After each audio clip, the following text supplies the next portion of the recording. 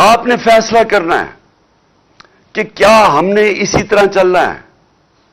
کیا ان چوروں کے بعد جو اپنے بچے تیار کر رہے ہیں اور بچوں نے زندگی میں 1 گھنٹہ کام نہیں کیا، ان کا صرف کام، ان کو صرف ایک چیز آتی ہے، منی لانڈرنگ.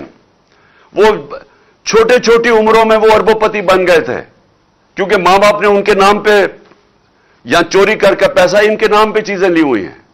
یہ جو 4 لندن میں مہنگے اربوں روپے کے مے فیئر کے جو اپارٹمنٹس ہیں، یہ مریم کے نام پہ تب تھی جب یہ کوئی 20-21 سال کی تھی.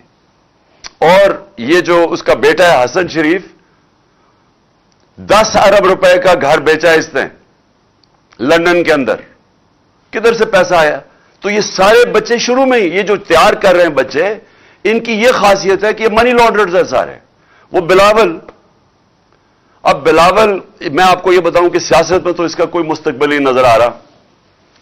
اردو ابھی تک صحیح طرح بولا نہیں ہے، یعنی ہر دفعہ اردو بولتا ہے تو اور لوگوں کو سمجھ نہیں آتی کیا کہہ رہا ہے.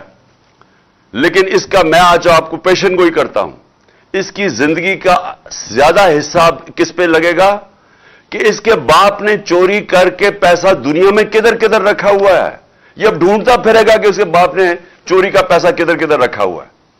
تو ان کے نیچے اگر یہ کوئی سمجھتا ہے کہ یہ ایک عظیم قوم ان کی غلامی کرے گی، یہ قوم کبھی یہ تسلیم نہیں کرے گی ان کو.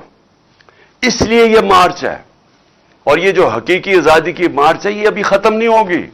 میں آخر میں بتاتا ہوں کہ ہم نے کس دن کیا کرنا ہے، لیکن میں یہ آپ کو بتا دوں کہ یہ مارچ، یہ جب تک ہم اس ملک کو حقیقی طور پہ آزاد نہیں کرتے ہم نہیں رکیں گے. آپ تو حقیقی آزادی کی میں ساری قوم کو یاد کرا دوں، 2 اس کے ستون ہیں جس کے اوپر حقیقی طور پہ قوم آزاد ہوتی ہے.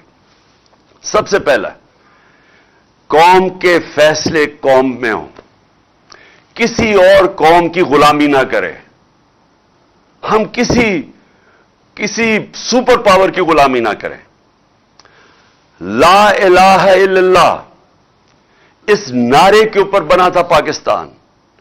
لا الہ الا اللہ ایک دعویٰ ہے کہ میں آزاد ہوں، میں صرف ایک اللہ کے سامنے جھکتا ہوں، باقی میں آزاد ہوں.